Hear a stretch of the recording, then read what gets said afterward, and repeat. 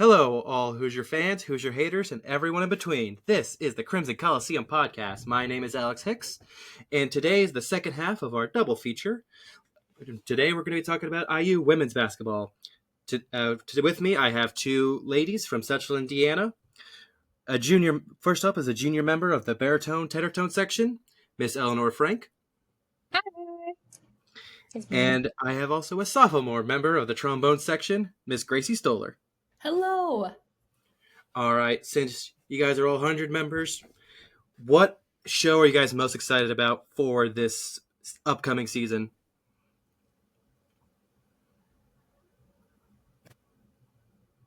Personally, I'm very excited for the Back When Your Parents Were Cool. I really hope that that's the homecoming show because my mom is going to be there. She's an alumni. And I think that would be really funny to have as a show theme to play with my mom. Back When Your Parents Were Cool.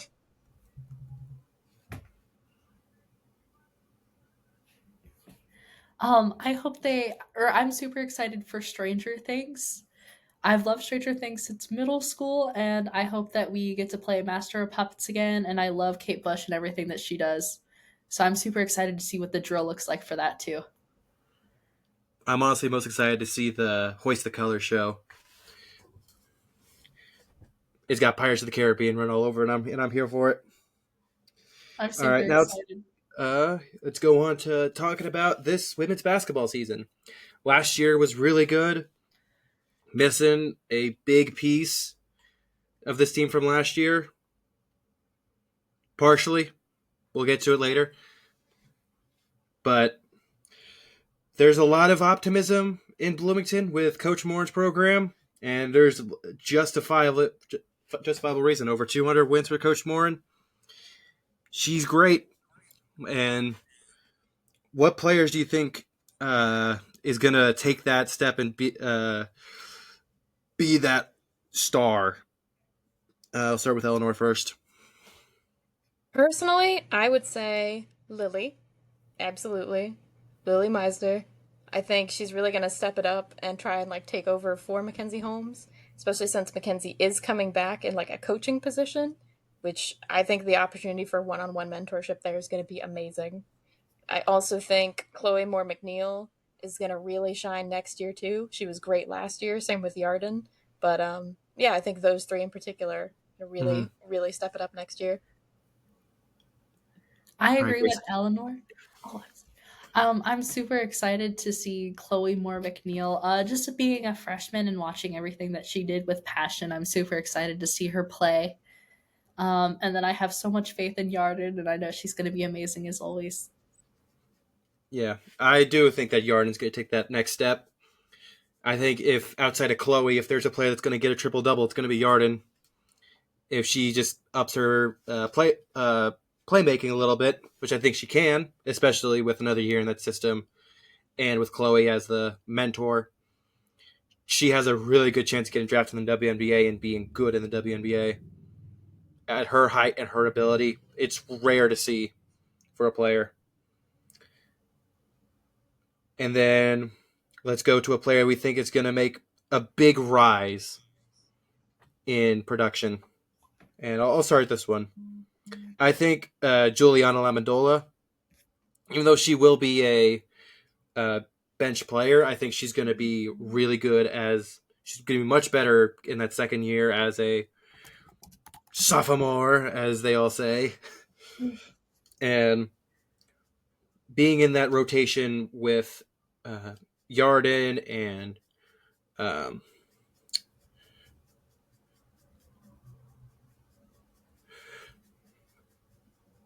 Lily? Sydney Parrish. Sorry, I blanked. I don't know why I blanked there. I just flat out blanked. I am sorry. I thought your internet. My brain was buffering. My brain was buffering for a second, but with Yarden and Sydney, I think Juliana could be like that next Sydney where she's going to be the leading rebounder next year, and just start dominating the boards. What about let's go Gracie next. I'm super excited to see what Hannah Semvik has I think she's really improved, especially over the course of her first 2 seasons as a Hoosier.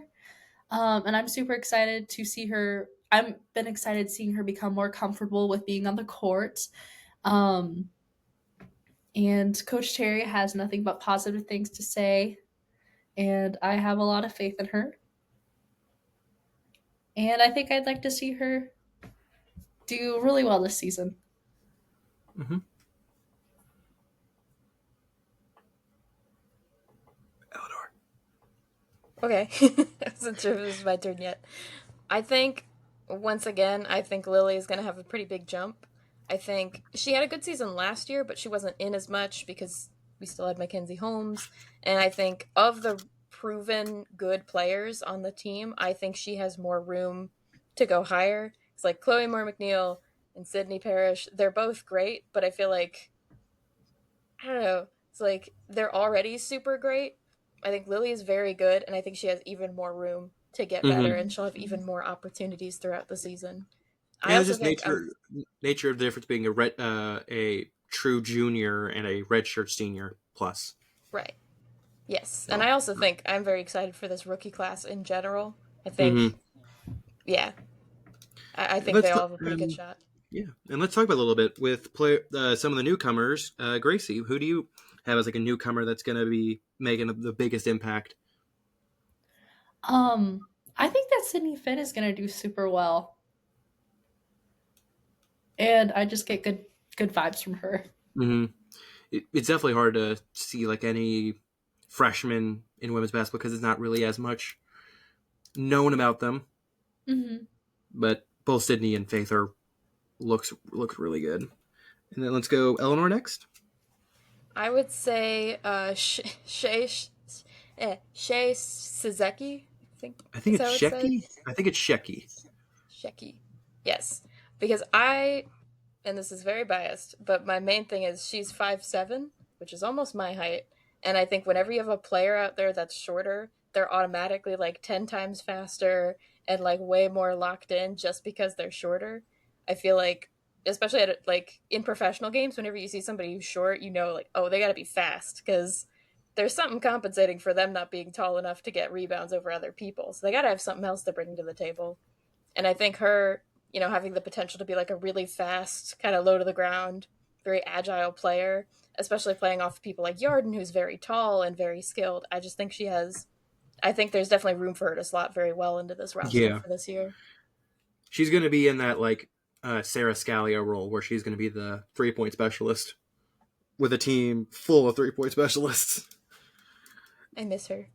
But I know I'm cheating with this one. I'm cheating hard with this one, but technically she's new to this position. Mackenzie Holmes, with coming back from a knee surgery she had recently, I believe she's still with the Seattle Storm, but she's like on their injured reserve, and she's going to be a GA for them this season, which I think is going to be massive for Lily's development, as well as some of the other bigs like Sydney, Faith, those young bigs that can learn from her in their first year, which is great when you have the highest scorer, the best scorer in the program's history as your coach. That's always going to be very helpful. I think she's going to have a very big impact. But it is, I think the rotation this year is going to be very interesting because my personal prediction: Chloe starting at the 1, Shay at the 2, Sydney at the 3, Yarden at the 4, and then Lily at the 5. With Lexus, who I think will also make a pretty big jump. I could possibly see some minutes for Lene as more of the backup too, if they want to go bigger at the 2 because of Shay's height. And then Juliana, and then Faith at the backup 5. That's just my prediction. Now let's go to the prediction. Speaking of predictions, let's go to the season. I'll start with, I think we're going to be third in the Big Ten. I'm a little bit less high on than others. Not because they're thinking they're going to have a bad season, but I think USC is going to be great with Juju Watkins and company. They're the class of the conference until otherwise. And Iowa, they've got some new faces there, and maybe we could get ahead of them. New coach and all, but ultimately I think that Iowa's going to finish higher. And then I think the most important game for the season is at home against USC, because that could decide a lot of standings in this season. Mhm. All right, let's go, Eleanor. I think the Big Ten's hard to predict for next year because the Big Ten's going to be bigger for next year. They're kind Big of folding more 10. people in. Bigger 10. That's going to be Big 20 pretty soon. Yeah, but I still think we have a good shot to get second place. I know a lot of people have a lot of faith in Iowa, but I mean, when you have two of your big stars leave in the same year, I do think, that could be very difficult to adjust to. So I do think we have a good potential to be second in Big Ten, either behind Iowa or potentially Ohio State again, because Ohio State might be very good next year as well. Um, I also said Elite Eight for overall. I'm a bit of an optimist, but us going to the Elite Eight, I do think we do have the potentiality to do that because there just is so much talent on the team for next year. And then I forgot to mention this, but I do think we're going to hit the Sweet 16. I think that's where we're going to pop out. I Is think that, I guess, in terms yeah, you go. in terms of most important games, I do think a lot of the home games have pretty big determining factors for standings. In terms of away games, though, I think an away game against Iowa, I do think is going to be very important because Iowa is definitely one of the teams to beat for next year. And so, I certainly of the away games compared to like Penn State or Michigan State, I do think Iowa is going to be the most competitive because their fans are dedicated. They're like Yeah, IU fans, but somewhere else. yeah. Um, yeah, Kayla Clark's been praised in Assembly Hall. Like, hmm it's I love her so much more this year. yeah, it's so weird. All right, Gracie, your turn. I'm also optimistic. I think after seeing our season last year, um, I think that all the women will be able to get second overall. I think since Iowa is losing two of their star players, I think they're still going to perform very well, but I think we have a better shot of beating them. Um, so I'm optimistic and I'm hoping that we get second overall. And I'm excited to see how the ladies play. Mm-hmm. I saw this. I just saw this recently before we started recording, but there will be some renovations of Assembly Hall. Same with Memorial Stadium too, because of a new deal that they have with. I think it's Levi, Oh, not the yeah? jeans. It's a Y. They're a concessions company.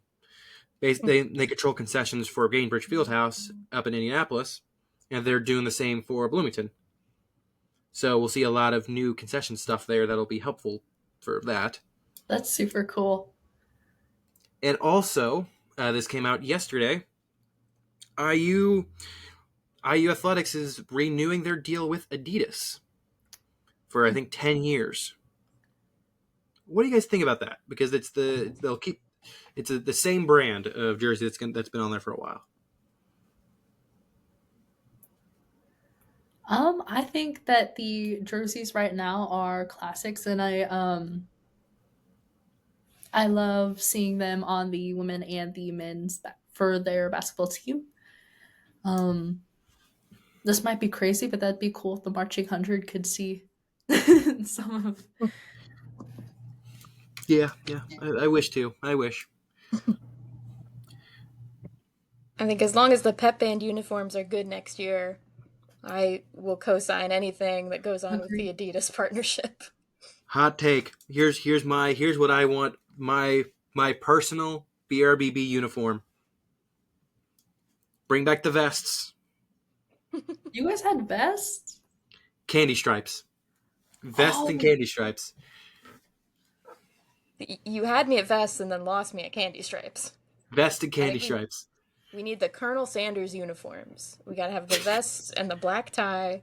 I want to look like Mr. KFC himself. Yeah, we had like for Absolutely. decades we used to have red vests on our with like a white undershirt on with black pants. But then in 2021 we moved on from that. Hmm. I think might have been I think it was because athletics wanted uniformity with all of their like all the people that are there for experience people. But I think we should have our own personal thing, but that's just me. But I think it's going to be a really enjoyable season this year. I think Yarden's going to go crazy. I think this team's going to be really, really good. Assembly Hall is going to be rocking, as it always is. And I can't wait. How about, what are you guys just feelings towards, well, also, since we're talking about band stuff, what pep band songs do you want to play this year that you haven't gotten to play? That's a good question. Um, I don't know. I feel like there's a handful of songs that we learned and then played like once and then never Mm-hmm. again.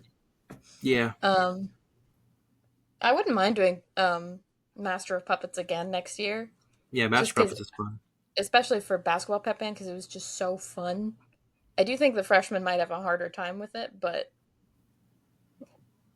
I do think Yeah, it's a really fun stand tune to have, it is really especially for fun. low brass, Hmm. because it's Definitely. appropriately low for Uh, baritone. So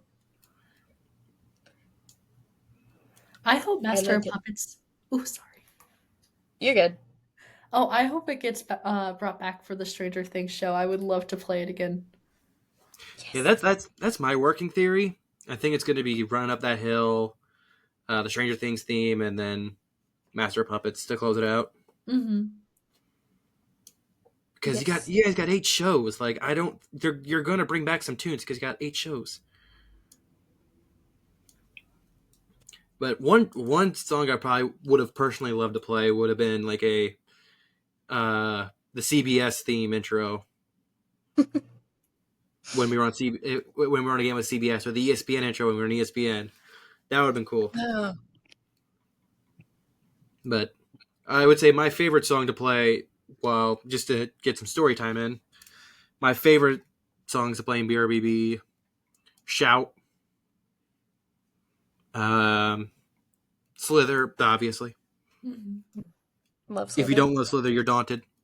You're very daunted. I like Wipeout because for the part where we get to like move around freely, when we're in the stands, like in specifically for basketball band, I'll just like slowly sink down because I'm always behind a trombone player and I try to like completely disappear behind them and then pop back up at the last second.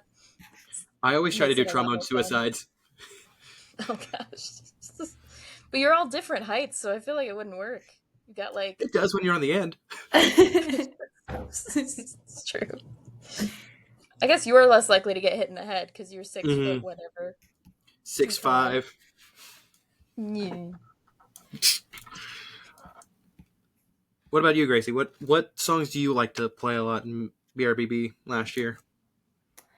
I think Poison might be my favorite, Mm. or at least one of my favorites. What else? Um, I think there were a lot we practiced for Big Red Basketball Band that we didn't get to play, which was unfortunate. I love Fall Out Boy, and I think oh, Thanks for the Memories we played a few times though. Mm-hmm. So I was very that's super fun. The mashup with Thanks for the Memories. Um, Yeah. mhm. And then the Paramore song was great. Or is it Paramore and It was we played it last year, Eleanor, during it was the emo show. It was the opener for the emo show. I'm so sad I missed out on the emo show. Not Welcome to the Black Parade.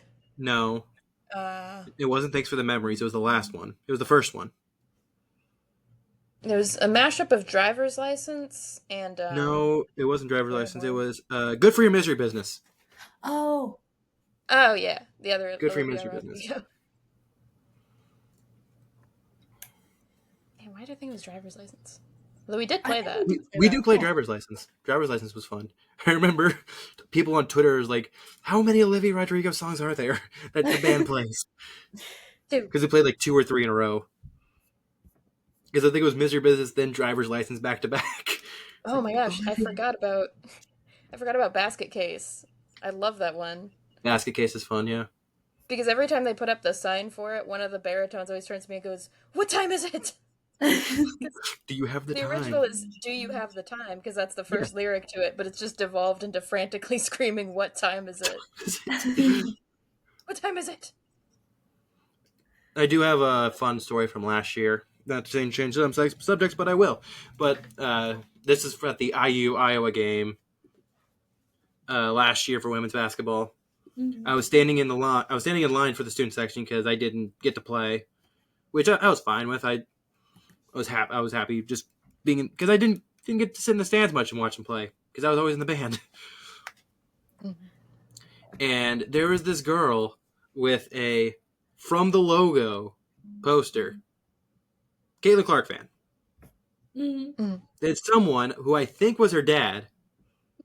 Because there's a guardrail that was in between the students and the fans. Picked her up and put her over to the student side.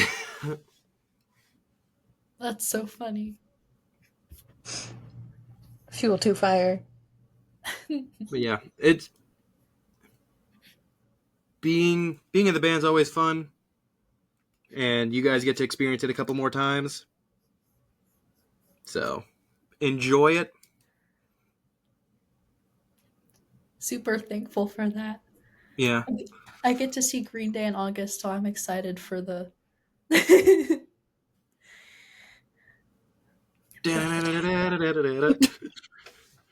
What All time is right. it? That'll wrap up today.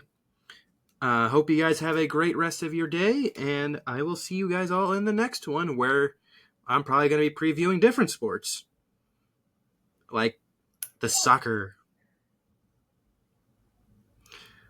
Have a good one. See ya. Bye. All right. It's stopping. Come on. Is it finished? Say fini. It says stopping. Then when I cut out. This is all good.